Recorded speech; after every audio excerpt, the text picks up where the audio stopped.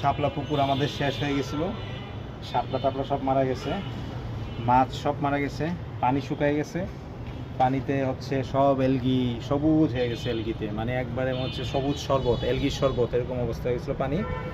তারপরে সেই পানিতে আবার ছিল হচ্ছে ড্রাগন ফ্লাই, মানে হচ্ছে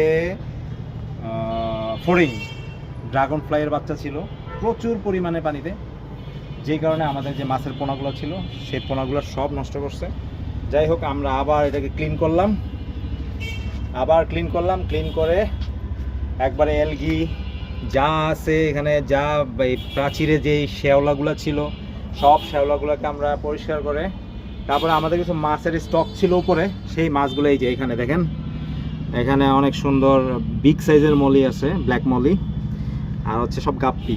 আর আমাদের যা প্লাটি ছিল, তারপরে রেড প্লাটি ছিল, ইয়েলো প্লাটি ছিল, তারপরে আরও অনেক ধরনের যে মানে এই ধরনের অটো ব্রিডের যে মাছগুলো আছে সেই মাছগুলো তো আমাদের সব মারাই গেছে, আবার নতুন করে মাছ কালেক্ট করতে হবে আমাদের।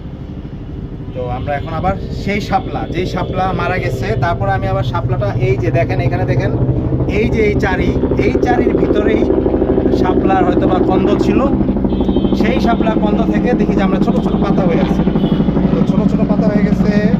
তো এটা দেখার পর তো আমরা সারপ্রাইজ, আমরা মানে কি বলবো, মানে ভাষা হারিয়ে ফেলছি, আমরা এত খুশি।